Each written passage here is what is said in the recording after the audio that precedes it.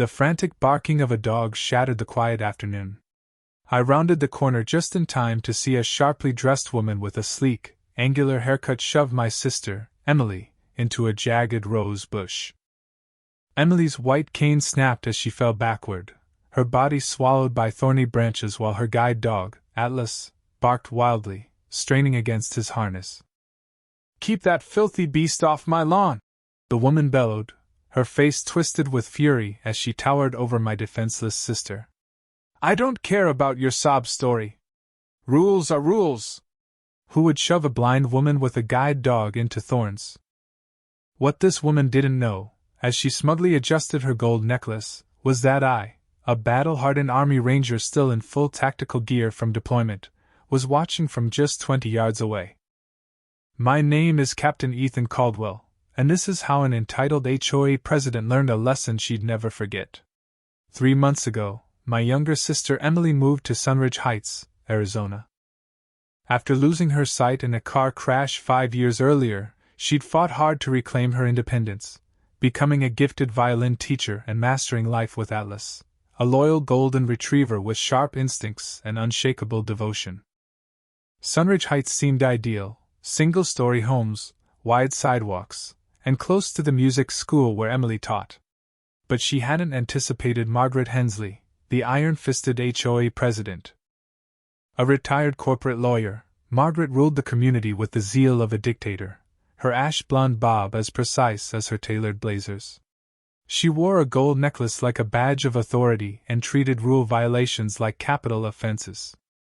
Neighbors whispered about her reign of terror, but Emily, always optimistic, downplayed the issue during our video calls. "She's just strict about the rules," Emily said lightly, her voice masking the strain I knew from childhood when she hid her pain. Even across continents, I sensed trouble brewing.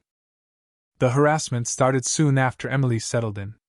Margaret sent notices about unauthorized paw prints on the sidewalk. When Emily explained that Atlas was a certified guide dog protected by the Americans with Disabilities Act, Margaret snapped. "Our rules don't bend for special cases. Find a more suitable neighborhood." Weekly complaints followed. Atlas's water bowl was an unsanctioned fixture. The faint grass wherefrom Emily's walking practice was vandalism, and her textured doormat for navigation was aesthetic noncompliance. Emily, ever diplomatic, tried to educate Margaret, inviting her to meet her mobility coach and offering to discuss accommodations at an HOA meeting. Margaret stonewalled every attempt. What Emily hid from me, not wanting to worry me during my deployment, was how Margaret's campaign escalated into a personal vendetta. A neighbor, Mrs. Rosa Martinez, emailed me at my forward operating base. "Margaret stalks your sister with her phone, filming violations. Last week, she turned off the sprinklers to disorient Emily. It's cruel, Captain." That email seared into my mind during my final weeks overseas. I'd faced insurgents with less rage than I felt toward this suburban tyrant. But I stayed calm, knowing Emily wouldn't want me fighting her battles, and vowed to handle it when I returned. After my unit's rotation ended, I flew to Phoenix to surprise Emily, still in my combat uniform, boots gritty from Afghanistan, rucksack slung over my shoulder.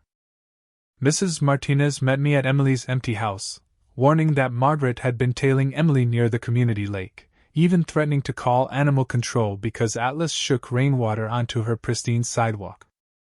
I thanked her and strode toward the lake, the beige uniformity of Sunridge Heights, identical lawns, identical mailboxes, feeling suffocating.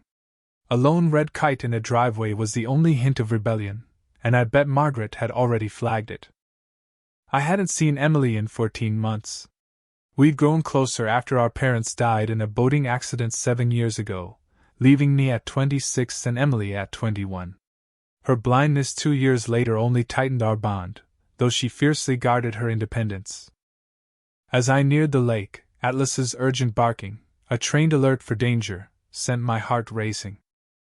I turned the corner to see Margaret on her lawn, jabbing a finger at Atlas, who'd stopped at a corner as trained. Emily, gripping her cane, was calmly explaining. "He pauses at intersections. It's his training." We're not on your property. Margaret, in a crisp white suit despite the Arizona heat, clutched her phone, clearly recording. Her gold necklace glinted as she sneered. That mutt's been ruining my lawn for weeks. I have proof. Atlas stays on the sidewalk, Emily said, her voice steady. If we've crossed your grass, I'm sorry. I don't want apologies. I want obedience. Margaret stepped closer, looming over Emily, who couldn't see the invasion of her space. Emily's jaw tightened, her fingers widening on her cane.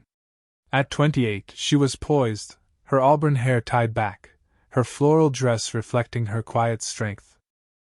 But facing Margaret's aggression without visual cues, she looked fragile, and it gutted me. Please lower your voice, Emily said. Atlas is protected by federal. That's when Margaret snapped. She grabbed Emily's shoulders and shoved her backward with vicious force. Emily, unaware of the rose bush behind her, crashed into it, her cane shattering on the sidewalk. Atlas lunged, barking frantically as Emily's face twisted in shock and pain, thorns snagging her skin and dress. Margaret smirked, declaring, "Now you're trespassing." I was moving before I realized it, 14 months in combat zones fueling my instincts. "Atlas, come!" I commanded. The retriever hesitated, then obeyed, whining for Emily. Margaret spun at my voice, her smugness faltering as she registered my full combat gear, Ranger tab, Captain's bars, and a stare that had silenced insurgents. "Step away from my sister," I said, my voice low but razor-sharp, the kind that demands compliance. Margaret's mouth twitched, but she rallied. Her dog's been breaking HOA rules. She's ignored warnings. Step away. I moved past her to Emily, kneeling by the bush. It's Ethan. I'm getting you out." Her voice broke with relief. "Ethan? You're home?" I helped her up, thorns tearing her arms, a gash on her cheek fueling my fury. Atlas pressed against her, steady despite his distress. Her broken cane lay in pieces, a $500 lifeline destroyed. I faced Margaret, who was straightening her blazer like she was prepping for court. "You just committed felony assault against a disabled person," I said, pulling out my phone. "This video shows you shoving her unprovoked." Her face paled, but she scoffed. "That won't hold up. She violated." "I'm not here for HOA nonsense," I cut in. "Arizona Revised Statutes 13 to 1204. Assault on a disabled person is aggravated assault. 5 to 15 years.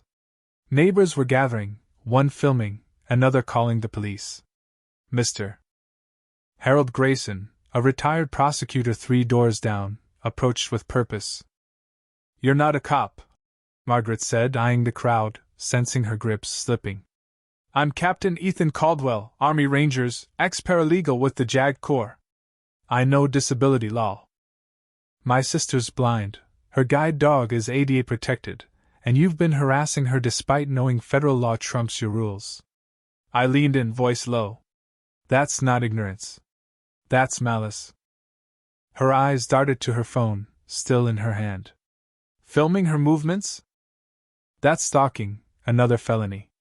The crowd murmured, some glaring at Margaret.